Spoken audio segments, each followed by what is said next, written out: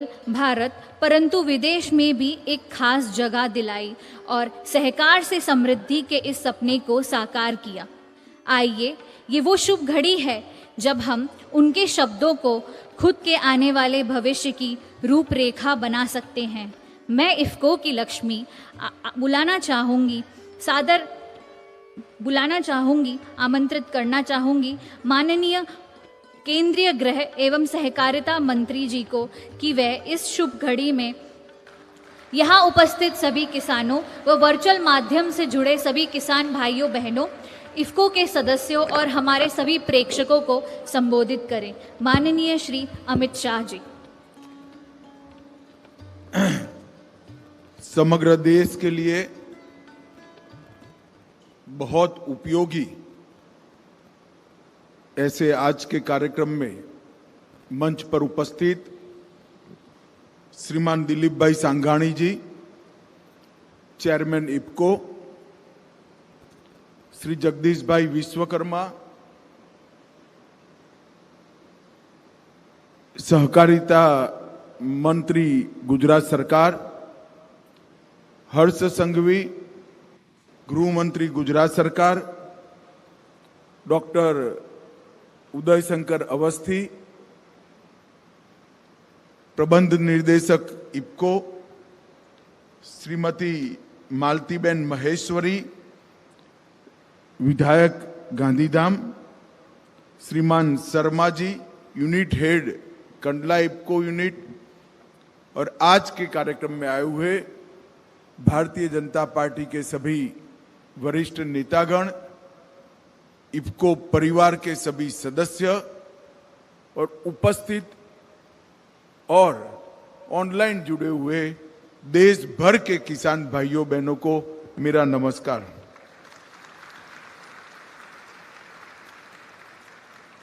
मित्रों, जब मैं सबसे पहले विधायक बना तब मेरे क्षेत्र में इफ्को का फैक्ट्री था, कारखाना था कलोल में, और बाद में जब सहकारिता मंत्रालय बना तो मोदी जी ने जो लक्ष्य रखा है सहकारिता मंत्रालय में, सहकार से समृद्धि का एक सूत्र हमें दिया है। सहकार के माध्यम से देश भर के 15 करोड़ किसानों को समृद्ध बनाना, वो लक्ष्य की पूर्ति के लिए इफ्को को जोड़ना और इसके उपयोग से सहकारिता से समृद्धि के लक्ष्य को सिद्ध करना, इसमें भी इफ्को आज मेरे साथ है। आज मुझे बहुत आनंद है कि डीएपी तरल के संयंत्र का आज अभी अभी आप लोगों की नजर के सामने भूमि पूजन हुआ है, और ये संयंत्र अभी जो 30 लाख टन डीएपी बनाता है उससे भी बड़ा मैन्युफैक्चरिंग, वैकल्पिक मैन्युफैक्चरिंग यहां पर डीएपी का करेगा। मित्रों, आज अहमदाबाद में ही जन्मे और देश के रॉकेट और आणविक शक्ति के कार्यक्रम को मजबूती देने वाले भारत के महान वैज्ञानिक डॉक्टर विक्रम साराभाई का जन्मदिन है। मैं हृदय से विक्रम भाई को याद कर उनको समृद्धि, श्रद्धांजलि देना चाहता हूं।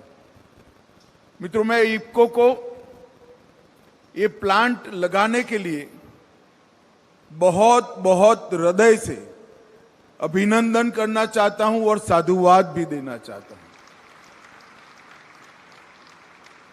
क्योंकि तरल उर्वरक मल्टी डायमेंशनल फायदा देश के अर्थतंत्र और कृषि क्षेत्र को देने वाला है। तरल उर्वरक से, नैनो डीएपी तरल से, नैनो यूरिया तरल से हमारी धरती माता संरक्षित होगी। इसके अंदर केमिकल का जहर नहीं घुलेगा, इसकी उर्वरकता बरकरार रहेगी और आने वाले दिनों में जो किसान धरती की उर्वरकता कम होने का एक बहुत बड़ा चैलेंज फेस कर रहा है, वो चुनौती से उसको मुक्ति मिलेगी। क्योंकि इफ्को नैनो डीएपी तरल वो जमीन के अंदर नहीं जाता है, पौधे के ऊपर ही रहता है, जिससे डीएपी का फायदा तो होता है मगर भूमि संरक्षित रहती है। इससे पानी भी प्रदूषित नहीं होगा, उत्पादन जस का तस नहीं रहेगा बल्कि बढ़ेगा, दाम में किफायती रहेगा, सरकार का सब्सिडी का बोझ कम करेगा और सबसे बड़ी बात है इंपोर्ट को कम कर कर भारत को यूरिया और डीएपी के क्षेत्र में आत्मनिर्भर भी बनाएगा। अब भला एक ही काम करने से इतने सारे फायदे हो तो इफ्को को करना चाहिए या नहीं करना चाहिए?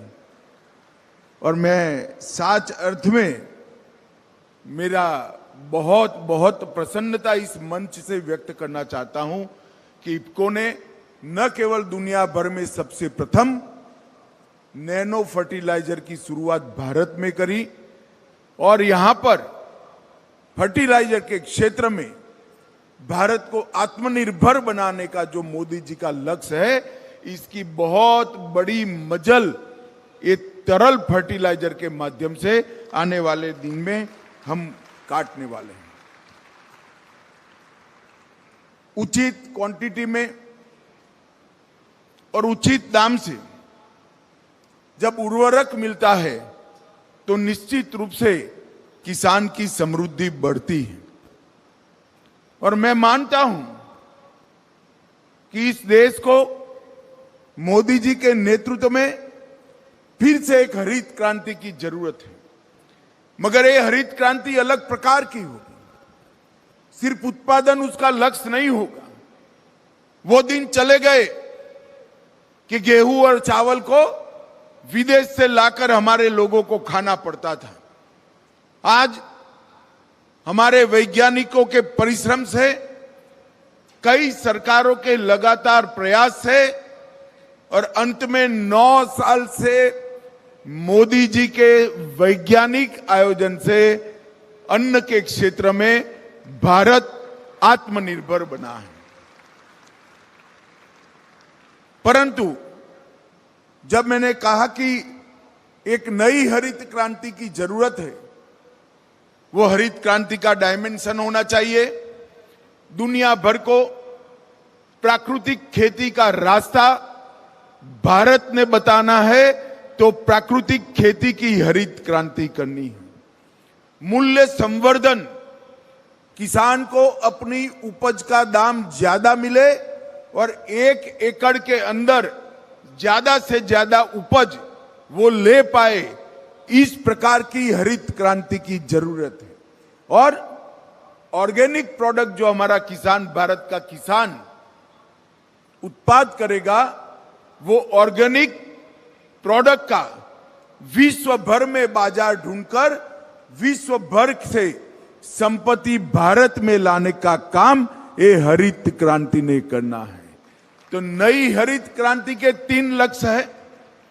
उत्पादन के साथ साथ सिर्फ गेहूं और धान नहीं, हर क्षेत्र के खान पान की चीजों में, चाहे दलहन हो, तिलहन हो, इसमें आत्मनिर्भर बनना, ये पहला लक्ष्य है। दूसरा लक्ष्य है, हमने किसान के 1 एकड़ में उपज को बढ़ाना और प्राकृतिक खेती को बढ़ावा देकर भूमि का संरक्षण करना। और तीसरा लक्ष्य है प्राकृतिक खेती से उपजे हुए धान, अनाज और अन्य उत्पादों को विश्व के बाजार में एक्सपोर्ट कर कर किसान के घर तक समृद्धि पहुंचाना। और भारतीय जनता पार्टी की सरकार, नरेंद्र मोदी सरकार ये तीनों लक्ष्य को समर्पित सरकार है। मोदी जी ने जो सहकारिता से समृद्धि का सूत्र दिया है, वो सूत्र को साकार करने के लिए सहकारिता मंत्रालय ने 3 मल्टी स्टेट कोऑपरेटिव सोसाइटी की स्थापना की है। ये 3 सोसाइटी ये तीनों लक्ष्यों की पूर्ति करेगी। भाइयों और बहनों, एक मल्टी स्टेट कोऑपरेटिव सोसाइटी की स्थापना की है जो नए बीज का संवर्धन करेगी, संशोधन करेगी, पुराने बीजों को संरक्षित करेगी और किसान का 1 एकड़ में उपज बढ़ाने का काम करेगी। और मैं बताना चाहता हूं, अवस्थी यहां बैठे हैं, वो बीज की सोसाइटी का फाउंडेशन डालने का जिम्मा हमने इफको को दिया है कि 1 एकड़ में किसान की उपज को कैसे बढ़ाया जाए, इसके विश्व में सबसे अच्छे बीज उत्पाद करने की जिम्मेदारी ये बीज मल्टी स्टेट कोऑपरेटिव सोसाइटी की है। इससे किसान की समृद्धि बढ़ी। दूसरी मल्टी स्टेट कोऑपरेटिव सोसाइटी बनी है एग्रीकल्चर प्रोडक्ट को किसान के पास से परचेज करने के लिए। मित्रों, आज जो ऑर्गेनिक एग्रीकल्चर प्रोडक्ट है, ढेर सारे किसान धरती माता को बचाने के लिए प्राकृतिक खेती की ओर निकल पड़े हैं, परंतु 2 प्रॉब्लम है उनको। एक सबसे बड़ा प्रॉब्लम है कि सर्टिफिकेशन न होने के कारण, विश्वसनीयता न होने के कारण उनको ऑर्गेनिक फूड कोई मानता नहीं है, और मानता है तो कोई उसके अच्छे दाम नहीं देना था। आज देश में कई ऐसे लोग हैं जो अच्छे दाम से ऑर्गेनिक फूड चाहते हैं, ऑर्गेनिक सब्जियां चाहते हैं, ऑर्गेनिक गेहूं, चावल, दलहन, तेल चाहते हैं, मगर इसकी सर्टिफिकेशन की व्यवस्था नहीं है, इसके मार्केटिंग की व्यवस्था नहीं। और मित्रों, हमने एक ऑर्गेनिक प्रोडक्ट के मार्केटिंग के लिए एक मल्टी स्टेट कोऑपरेटिव सोसाइटी बनाई है जो किसान से पैक्स से सर्टिफाइड कर पहले भूमि का सर्टिफिकेशन करेगी, फिर उत्पाद का सर्टिफिकेशन करेगी और इसको किसान से खरीद कर एक अच्छे ब्रांड नेम के साथ, आकर्षक पैकिंग के साथ भारत और विश्व के बाजार में भेजेगी, जिससे सीधा मुनाफा इसको किसान के बैंक अकाउंट में जमा करने की व्यवस्था हमने की है। और तीसरी मल्टी स्टेट कोऑपरेटिव सोसाइटी सहकारिता मंत्रालय ने बनाई है। वो तीसरी मल्टी स्टेट कोऑपरेटिव सोसाइटी छोटे से छोटे किसान के लिए आधे एकड़ की भी जिसकी भूमि है, वो किसान को अपने प्रोडक्ट को विश्व बाजार में पहुंचाने का, एक्सपोर्ट करने का, निर्यात करने का एक प्लेटफॉर्म बनेगी। और उसका मुनाफा वो सोसाइटी के पास नहीं रहेगा, उसका मुनाफा वापिस किसान के बैंक अकाउंट में सीधा जाएगा।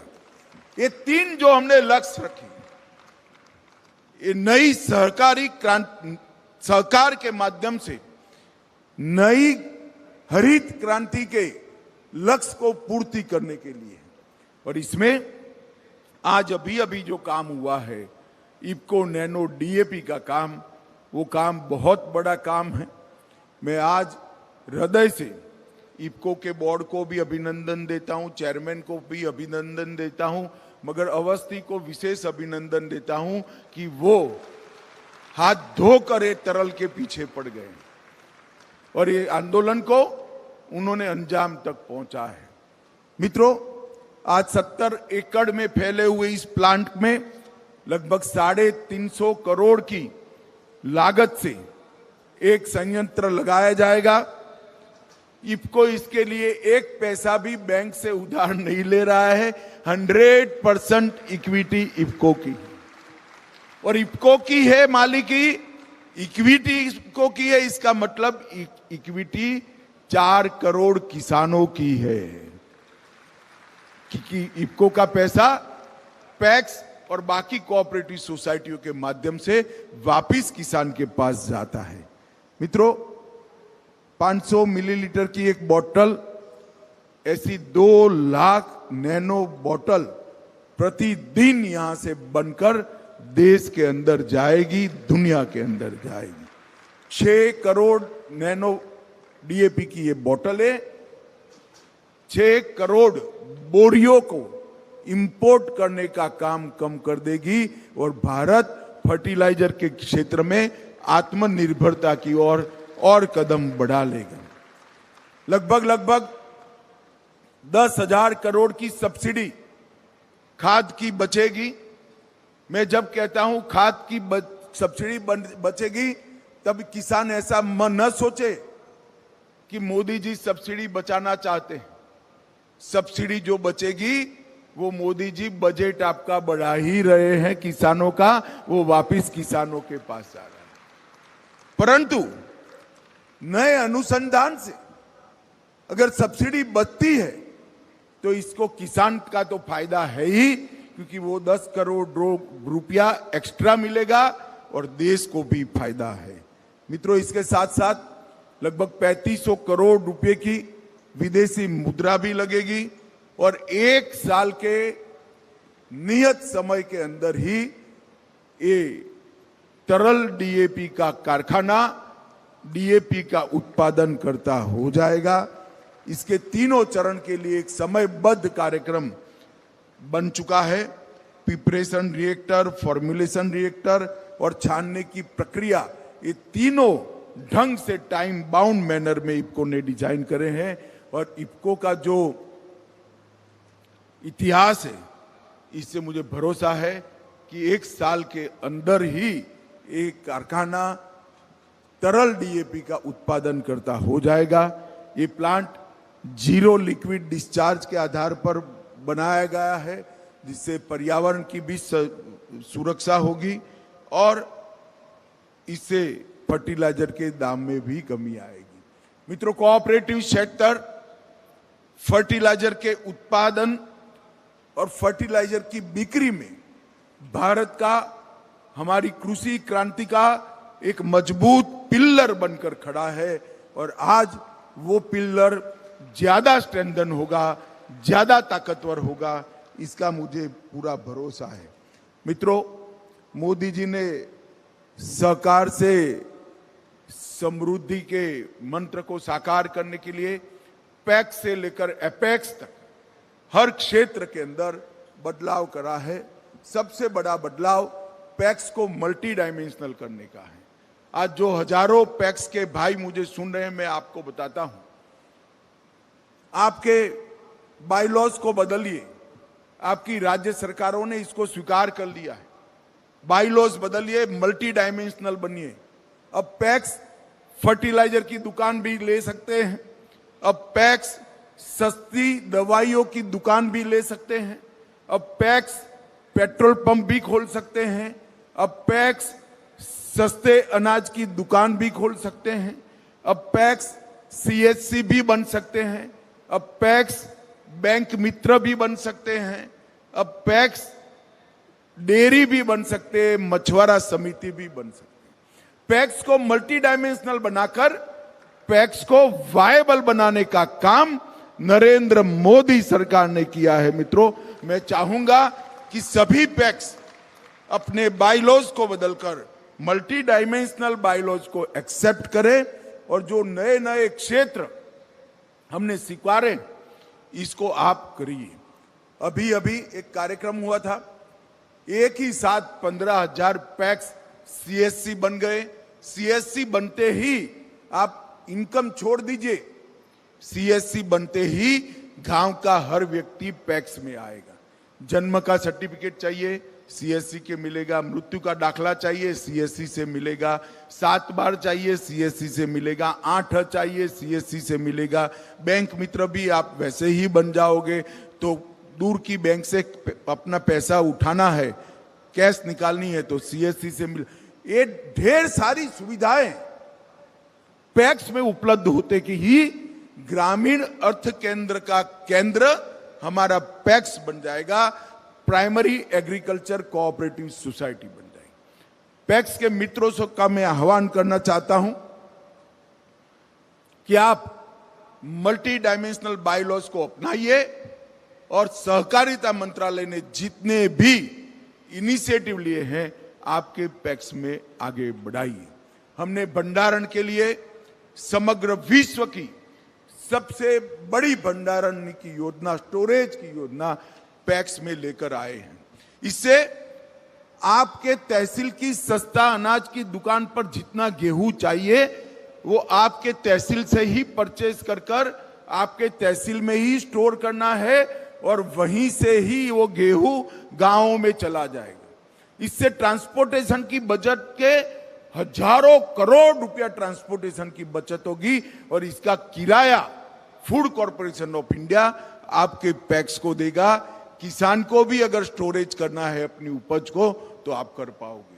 ढेर सारी योजनाएं हैं। अब पैक्स में युवा भी आ गए हैं। सहकारिता मंत्रालय की वेबसाइट पर जाइए, सारे नए इनिशिएटिव का स्टडी करिए और इसको आपके गांव में पहुंचाने का काम आपको करना है। जैसे इफ्को ने करा, ढेर सारे युवाओं को ड्रोन से ट्रेन किया। ड्रोन से ट्रेन करते ही किसान के खेत के अंदर एक तरल फर्टिलाइजर का छिड़काव करने के लिए ड्रोन ही आपके खेत की डिजाइन के हिसाब से छिड़काव कर देगा। आपका पैसा भी बचेगा और स्पेसिफिक जगह पे छिड़काव होने से फर्टिलाइजर की बचत भी होगी। इस प्रकार के कई इनिशिएटिव कोऑपरेटिव मंत्रालय ने लिए हैं। मेरा सभी किसान भाइयों से करबद्ध निवेदन है कि पैक्स को जीवित करिए, पैक्स को बढ़ाइए। हमने लक्ष्य रखा है कि 3 लाख नए पैक्स आने वाले 5 साल के अंदर रजिस्टर्ड कर हमारा कृषि फाइनेंस का जो स्ट्रक्चर है उसको हम एकदम मजबूत करेंगे। कृषि उपज के वितरण का जो स्ट्रक्चर है इसको एकदम मजबूत करेंगे और नई हरित क्रांति के बीज बोने का काम हम करेंगे। मित्रों, फिर से एक बार इफ्को के chairman Shri Awasthi, MD IFFCO Shri Dilip Sanghani chairman साहब, पूरा बोर्ड और सभी इफ्को के परिवार के 35,000 से ज्यादा सदस्यों को मैं बहुत बहुत शुभकामनाएं और साधुवाद देकर मेरी बात को समाप्त करता हूं। वंदे मातरम। भारत माता की।